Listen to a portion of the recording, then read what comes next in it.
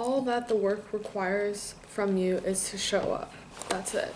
And today, I had been avoiding sitting down and filming this video. Why?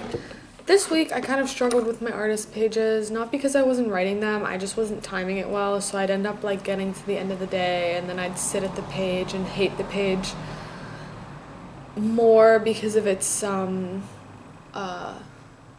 what kept me from going to sleep. And I don't think that was a fair thing for me or for the pages. And so I got to today and realized I didn't do any of my tasks this week.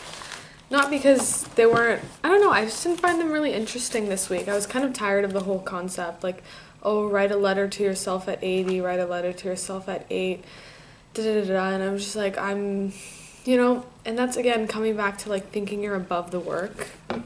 But regardless of not finishing a lot of the tasks, it is Thursday. That means it's been a week since the last week, and I have to sit down and film this. And I think we forget that in overextending ourselves mentally, we physically forget to do the work. I taught a couple classes this week. Actually, a couple. I taught on the weekend, and I also taught 2 days, doubles. And not that that's a lot, but I think that yoga, like teaching, is still taking quite a lot of energy just because I'm getting used to like working with people and learning like where I'm overextending myself, if I need to rest more, just to have energy to actually teach.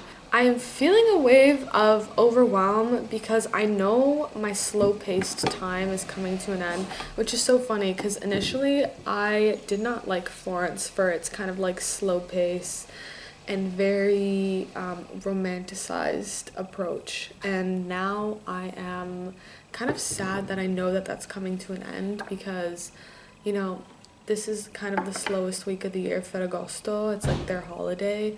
And I know that once Ferragosto ends, we move into September, which is the hustle and bustle. School starts again. There's new students in the city. We'll reset. I can't tell if this kind of like avoidance of doing any work or overexerting myself mentally and planning so many things that I physically can't get them done is just a coping mechanism for my fear of success, which I'm sure it probably is. Today I watched a video by Sip Drake, one of my favorite influencers or kind of like coaches at the moment. I don't know, I just really enjoy his videos. Like, they're pretty straight to the point, and anytime he speaks I'm like, oh, that makes sense. I don't know, every couple months I like gravitate toward a new individual who like teaches on the internet. He's my current summer one.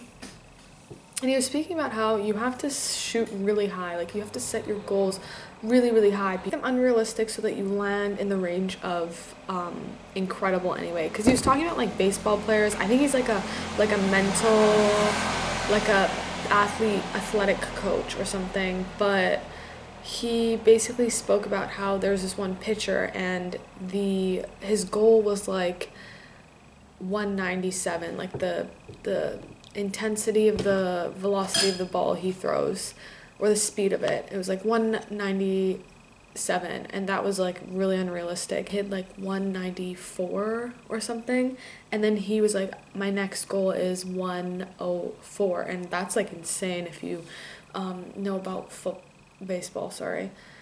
And then he hit 103.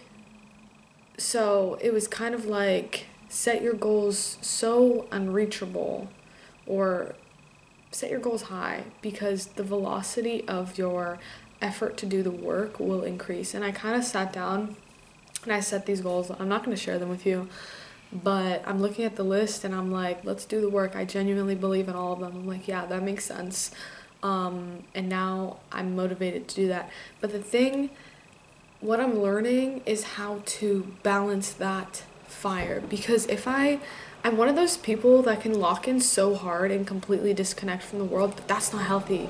That's not real like devotion and discipline, because that's suffering at your own hands. And what is desire at the end of the day?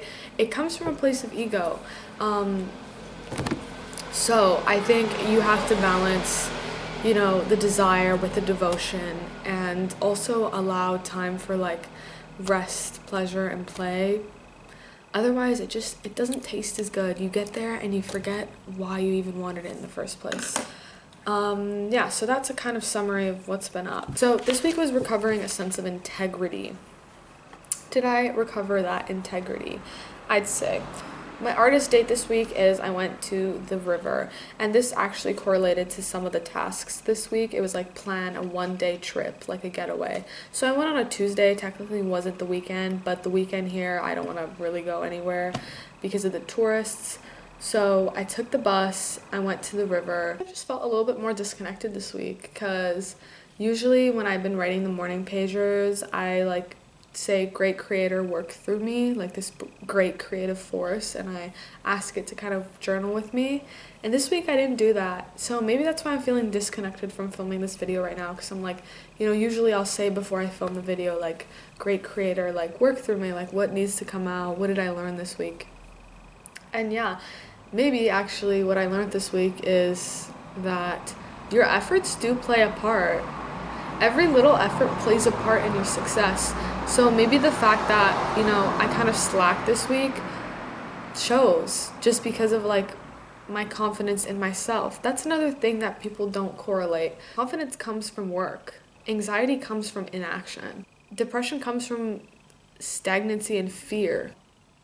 In this kind of overwhelm and inaction, so many things pile up to the point that when you actually start to do the work, you feel this like taste gap because you've been sitting in your expectations for so long that you haven't dropped back into the body and produce the things that you see, because that takes time and you've been thinking instead of doing.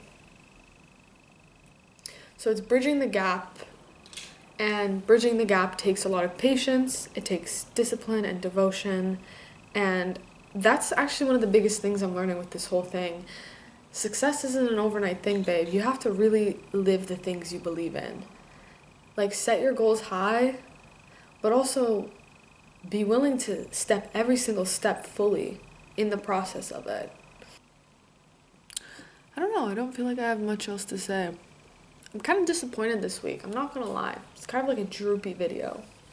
It's like, oh man, I know I avoided doing the pages and now I have reaped the rewards of not doing the pages. That's the thing, everything is cause and effect. Everything balances out in the end. If you're not honest, you're going to receive dishonesty in return. If your heart's closed, you're going to receive situations that emphasize that closed heart. So, walk with love, walk with truth, keep doing the work despite it being deeply uncomfortable.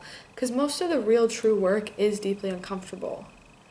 I'm not saying it's long, I'm just saying it's uncomfortable. It brings us to a place of facing our own reflection, our shadow, the things that we avoid.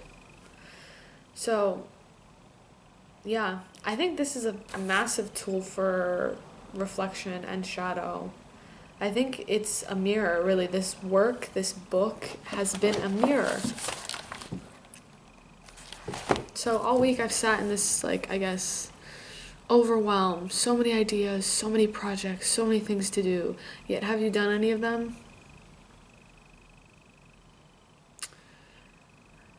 I've said I wanted to post more on social media. Last time I posted was a week ago. Usually I average about 3 or 4 videos a week. I've filmed a bunch of videos. I just have not edited them or put them out. Yesterday it was so funny. I filmed 2 reels. One of them talking about a trend in fashion and a trend book I had made. And then the other one was a yoga video about me teaching a class. In both videos, my mic wasn't properly connected, even though I double checked. I think it was dying, to be fair. But what did that teach me? I got home and I was like, wow, I really wanted to film these 2 videos, right? I was like, yes, these ideas are grand. Had I laid down the groundwork, had I done the thing that I have to do every day? No. Yeah, it's coming back to that discipline, that devotion. And it's bringing me back to the artist pages, writing every day. Because that's what I did most times this week. I was like, oh, it's silly, 3 pages. I'm not actually doing any work. You're doing the work. You are doing the work. Sitting down, facing yourself every day writing, you would be surprised at what you come to learn. I'll see you next week. And let's see what changes. Will I have sat down every day to do them? Will I feel more confident in my abilities to actually produce things? Who knows? Only time will tell.